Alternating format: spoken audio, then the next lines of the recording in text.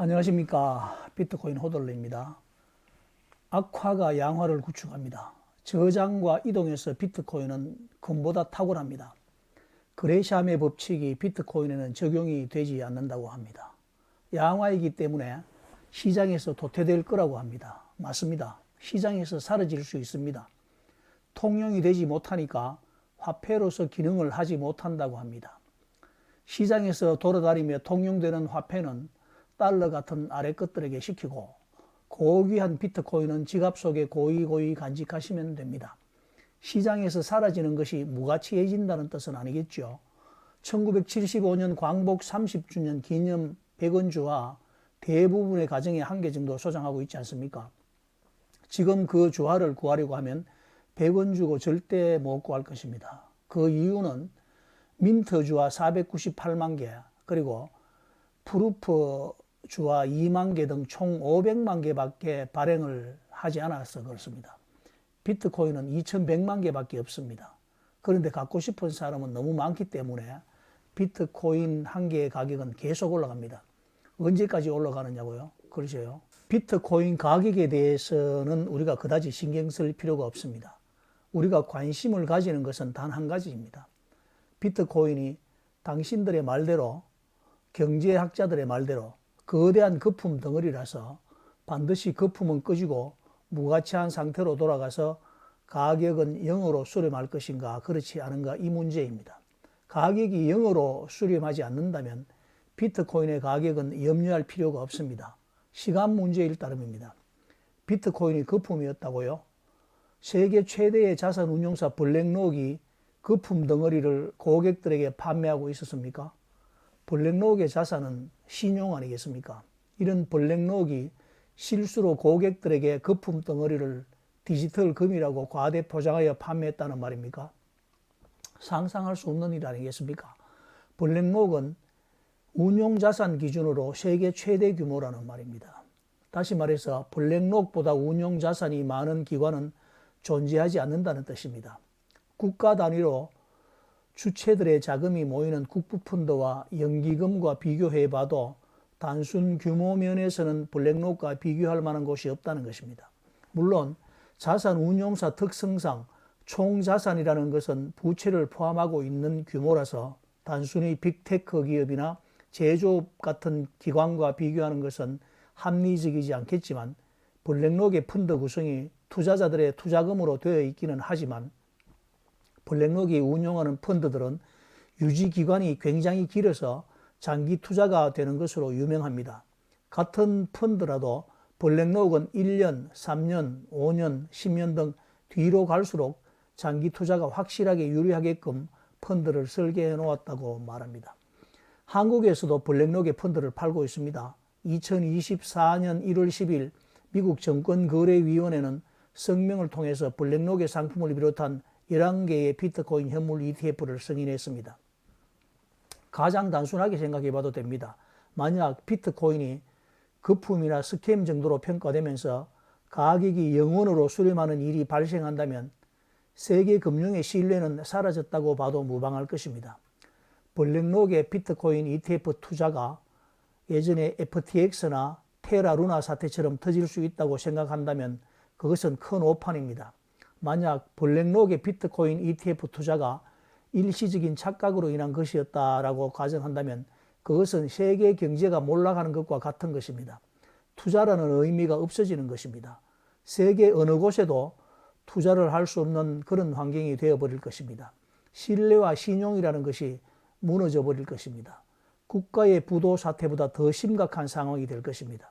그런 블랙록이 비트코인을 주류 자산군으로 인정하고 미국이라는 최고 국가의 대통령 당선자가 비트코인을 옹호하고 그 아들들이 비트코인의 맥시가 되어 있는 상황에서 비트코인이 거품이라고 한다면 세계가 거품이라는 뜻과 맥락을 같이 하는 것입니다.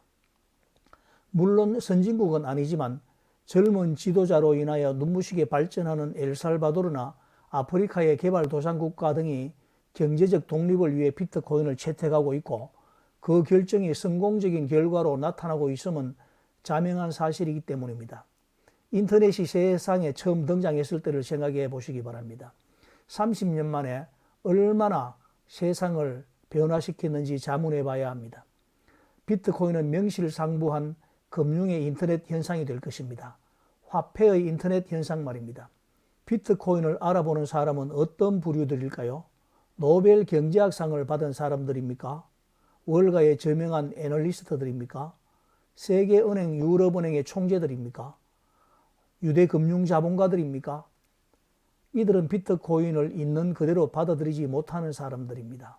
자신들이 속한 주류들의 기득권을 쉽게 포기하기 힘들기 때문에 비트코인을 받아들일 준비가 전혀 되어 있지 않다는 점입니다. 그러면 어떤 사람들이 비트코인의 가치를 아는 사람들일까요? 아마도 공상 만화를 제작하고 영화를 만드는 사람들이 비트코인의 가치를 먼저 발견하게 될 것입니다. 미래 학자들의 영감이 비트코인을 알아볼 것입니다. 마음이 순수하고 생각이 곧은 젊은이들이 비트코인을 채택할 것입니다. 이것은 허황된 망상이 아니라 꿈을 이루어가는 비전이 될 것입니다. 그리고 얼마 전 마이크로소프트 주주들에게 비트코인을 자산의 일부로 편입시키는 문제를 주주총회 안건으로 붙여 부결시킨 일이 있다는 것을 주목해 볼 필요가 있습니다. 이번에 부결을 고집하는 대주주들의 회유로 비트코인이 자산으로 편입되는 데 실패를 하긴 했지만 중요한 것은 비트코인을 기업의 자산으로 편입시키는 문제가 거론이 되었다는 사실입니다. 블랙록의 비트코인 현물 ETF도 글로벌 자산 시장들이 10년간의 도전 끝에 이루어낸 쾌거였습니다. 시작이 반이라는 말이 있습니다. 마이크로소프트의 이번 주주총회의 비트코인 자산 채택 문제는 사실상 시간 문제로 남았습니다. 얼마나 빨리 승인을 할 것인가가 관심거리일 뿐입니다. 배척하면 배척할수록 도태될 일만 남게 됩니다. 마이크로소프트가 승인하지 못하면 애플의 문을 두드릴 것이고 애플이 승인하지 않으면 구글의 문을 두드리면 됩니다. 구글이 받아들이지 못하면 아마존의 입장을 물어볼 것이고 아마존이 외면한다면 페이스북에게 기회가 돌아갈 수도 있지 않겠습니까? 눈치만 보고 있는 빅테크 기업들이 가련할 따름입니다. 마치 잘 훈련된 배고픈 사냥개 앞에 맛있게 구워진 고기 덩어리를 놓아둔 격입니다. 견주가 트럼프라면 그의 임기 내에 정치적 이해관계에 따라 사냥개들에게 먹어라는 신호를 줄 가능성은 언제든지 열려 있다는 말입니다. 비트코인은 운명입니다. 받아들일 것인가 받아들이지 않을 것인가의 선택이 아니라 언제 받아들일 것인가의 시간 문제만 남아있다는 말입니다. 이 같은 비트코인의 입지를 고려해 볼 때 비트코인의 가격이라는 것은 꽃놀이패와 같은 것입니다. 올라도 좋고 오르지 않아도 좋습니다. 올라도 조정은 있는 것이고 오르지 않아도 폭등의 여지는 늘 함께 있기 때문입니다. 비트코인 가격에 호들갑 떠는 사람들은 약삭 빠른 고양이들입니다. 지그시 눈을 감고 비트코인의 가치를 혹은 그 숨은 매력을 내다볼 줄 아는 비트코인 호들러들이 되시기를 거듭 응원합니다. 비트코인 거래소에서 쏟아지는 코인 동향이나 코인 뉴스에 일희일비하지 마시고 차트에서 멀어지시기 바랍니다. 비트코인 일봉, 분봉 차트를 보면서도 비트코인을 보유할 수 있다고 생각하지 마시기 바랍니다. 수직으로 치솟는 3분봉 차트를 보면서 탐욕의 매도 유혹을 견디기 어렵고 수직 낙하하는 일봉 차트를 보면서 공포의 매도 압력을 견뎌내기가 쉽지 않다는 말입니다. 비트코인은 수익률을 자랑하는 것이 아니라 가지고 있는 것을 증명하는 사람이 최후의 성자입니다. 악화가 양화를 구축합니다. 저장과 이동에서 비트코인은 금화보다 탁월합니다. 그레샴의 법칙이 비트코인에는 적용이 되지 않는다고 합니다. 양화이기 때문에 시장에서 도태될 거라고 말합니다. 맞습니다. 시장에서 사라질 수도 있습니다. 통용이 되지 못하니까 화폐로서 기능을 하지 못한다고 합니다. 시장에서 돌아다니며 통용되는 화폐는 달러 같은 아래 것들에게 시키고 고귀한 비트코인은 지갑 속에 고이고이 간직하시면 됩니다. 시장에서 사라지는 것이 무가치해진다는 뜻은 아니겠지요. 1975년 광복 30주년 기념 100원주와 대부분의 가정에 한 개 정도 소장하고 있지 않습니까? 지금 그 주화를 구하려고 하면 100원 주고는 절대로 구할 수가 없습니다. 그 이유는 당시 민트 주화를 498만 개 발행을 했고 프루프 주화라고 케이스에 들어있는 것이 있는데 그것이 2만 개 정도 발행이 되었습니다. 그래서 총 500만 개밖에 발행되지 않았다는 말입니다. 500만 개라고 하면 5억 정도밖에 되지 않잖아요.